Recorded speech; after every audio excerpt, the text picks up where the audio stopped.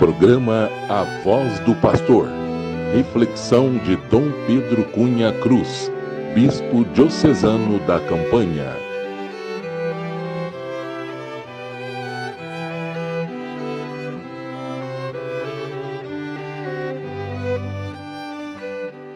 Caros irmãos e irmãs em Cristo, quem vos fala é Dom Pedro Cunha, Bispo Diocesano da Campanha.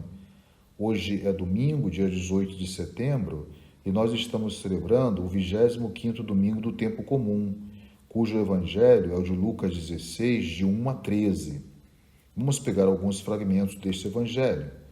Naquele tempo, Jesus dizia aos discípulos: um homem rico tinha um administrador que foi acusado de esbanjar os seus bens. Ele o chamou e lhe disse: que é isto que ouço a teu respeito? Presta contas da tua administração, pois já não podes mais administrar meus bens. O administrador então começou a refletir: o Senhor vai me tirar a administração. Que vou fazer? Para cavar, não tenho forças. De mendigar, tenho vergonha. Já sei o que fazer para que alguém me receba em sua casa quando eu for afastado da administração. Então ele chamou cada um dos que estavam devendo ao seu patrão e perguntou ao primeiro: quanto deves ao meu patrão? Ele respondeu: 100 barris de óleo. O administrador disse: pega a tua conta, senta-te depressa e escreve 50. Depois ele perguntou ao outro: e tu, quanto deves? Ele respondeu: 100 medidas de trigo. O administrador disse: pega a tua conta e escreve 80. E o Senhor elogiou o administrador desonesto, porque ele agiu com esperteza. Com efeito, os filhos deste mundo são mais espertos em seus negócios do que os filhos da luz. Quem é fiel nas pequenas coisas, também é fiel nas grandes. E quem é injusto nas pequenas, também é injusto nas grandes. Ninguém pode servir a dois senhores, porque ou odiará um e amará o outro, ou se apegará a um e desprezará o outro. Vós não podeis servir a Deus e ao dinheiro. Como nós vimos, caríssimos irmãos e irmãs, a finalidade da parábola parece não ser tanto aquela de elogiar o administrador infiel. Na verdade, o Evangelho, por sua vez, ele nos fala, sim, de um administrador infiel que esbanja os bens do seu patrão. Mas trata-se de um mal enraizado no coração de tantas pessoas, que no fundo é o amor ao dinheiro. E esse amor ao dinheiro faz com que se passe até mesmo por cima daquilo que nós chamamos da dignidade humana, apenas com o intuito ou com o propósito de obter cada vez mais, até mais do que nós precisamos, né? Então esta passagem do Evangelho, ela termina também com uma advertência, como acabamos de ouvir: ninguém pode servir a dois senhores, pois ou odiará um e amará o outro, ou será fiel a um e desprezará o outro. Vós não podeis servir a Deus e ao dinheiro. Ou seja, não podemos dividir o espaço do nosso coração com dois senhores. Nós precisamos fazer uma escolha radical. Ou servimos a Deus ou servimos ao dinheiro. Então, vejamos um pouco que não se trata aqui exclusivamente, nesta parábola, de abandonar completamente o uso do dinheiro, ou mesmo dos bens deste mundo. Até mesmo porque nós sabemos que não podemos viver completamente sem os bens, Mas precisamos possuir ao menos aquilo que é fundamental para a nossa vida. Então Jesus não está condenando a posse dos bens. Assim também, em outras passagens do Evangelho, Jesus vai alertar sobre o perigo das riquezas. Isso é importante destacar. Mas trata-se, sim, de escolher a quem nós queremos servir. Então, é uma opção fundamental que nós estamos diante dela, porque Jesus nos coloca diante dessa opção fundamental. Então, o problema aqui é a nossa atitude espiritual diante dos bens. E o que leva, portanto, a compreender a avareza.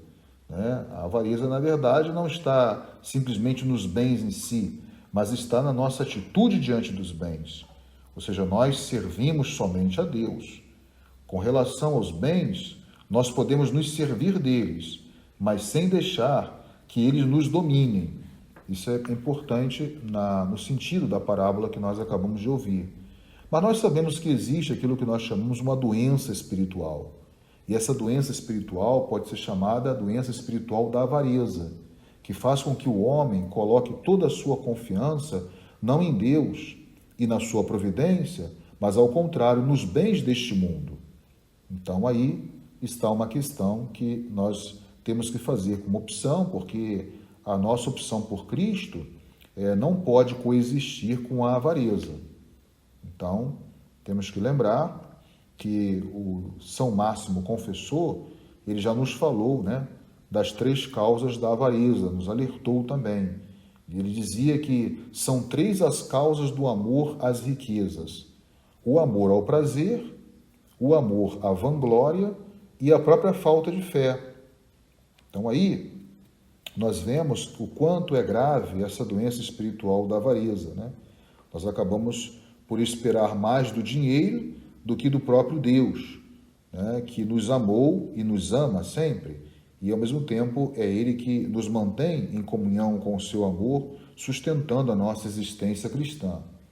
Mas para nós concluirmos o sentido desta parábola, é importante saber se utilizar sempre dos bens sem se deixar escravizar por eles e, ao mesmo tempo, sem colocar a nossa confiança mais nos bens do que em Deus mesmo.